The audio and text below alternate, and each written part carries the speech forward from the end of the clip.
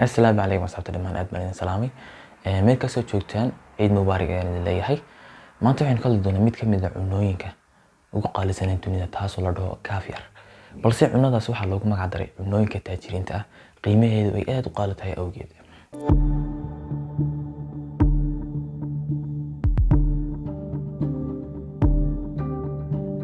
Caviarku waa erey original ahaan Turkiya macnaheedu ay tahay beedka kalluunka milixaysan. Beedkani maaha beed la baarimiyay, waa beed aan fertilizer beed aan la baarimin. Tusaale ahaan kale sida beedadka aan dukaamada ka soo iibsano ee digaaga maaha beed la baarimiyay. Beedkani maaha beed kalluun walba dhala, balse waxaa dhala nooc ka mid ah kalluumada. Waxaana ugu caansan noocan la dhaho luqadda Carabiga lagu dhaho al-Habash. Af Soomaaliga erey bixinteeda runtii waan u waayay, balse shaashadeedii ayay ka muuqataa idii erey bixinteeda haysa comment-ka ayay nagu tagi doontaa insha Allah. Cunadan waxaa lagu bixiyaa sidii macmacaan camal oo kale oo cunooyinka main food ee afka qalaad lagu dhaho ama cunooyinkan adiga waaweyn ayaa laga soo horeysiiyaa. Cunooyinkaas waxaa cuna marka laga reebo dadka fuqarada. Cunadan qiimo ahaan way nooc badan tahay. Waxaa loo qaybiyaa san jeclahay ilaa 3 qaybood. Qaybta koobaad qiimaheedu wuxuu tagayaa $7,000 halka qaybta labaad qiimaheedu uu tagi doono $10,000. Hadda u fiirso waa halkii gram maaha kilogram.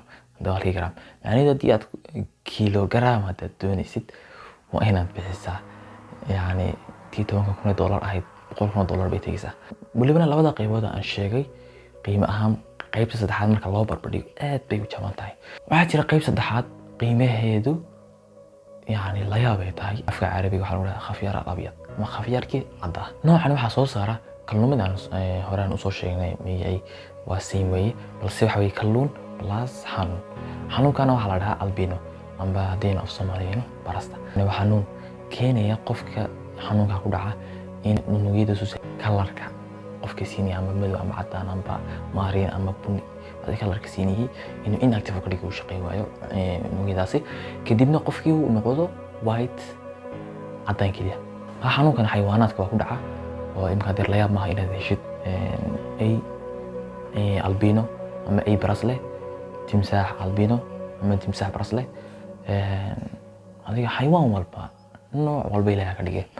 Haddaba noocan kamid ah beedka waxa soo saara beer kaliya. Beertan waxay ku taala dawladda la dhaho Australia. Kalluumadan qaaba barasta waxay ku noolaan karaan kaliya biyo aad loo sifeeyay yani afka qalaad waxa lagu dhahaa pure water.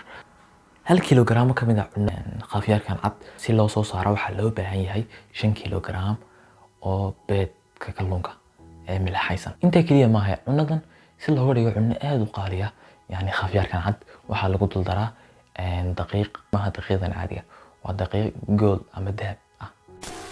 Haddaba u diyaar garooba qaybta saddexaad imsaad filaysa qiimaheedu inuu tagi doono imsaad filaysa halkii kilogram waxa la siiyaa €100,000. Haddaba halkii kilogram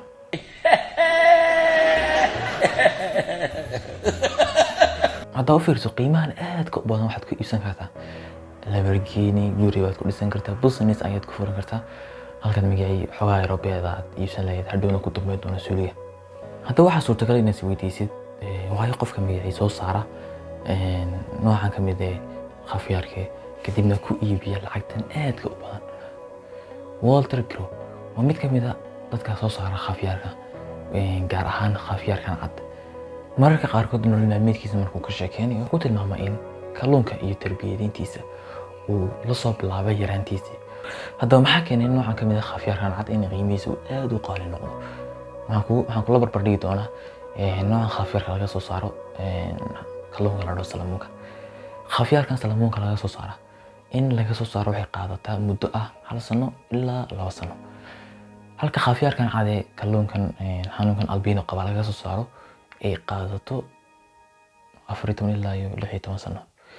Walter markuu ka sheekeynayo caviarkan cad iibintiisa wuxuu ku tilmaamaa in bar ka mid uu ku iibiyo halkii gram €300,000 yani halkii gram ee caviarkan waxay u dhigantaa Lamborghini waa adduun dhan. Mararka qaarkood bas culays faqriga waa nimco xagga Alle ka timid.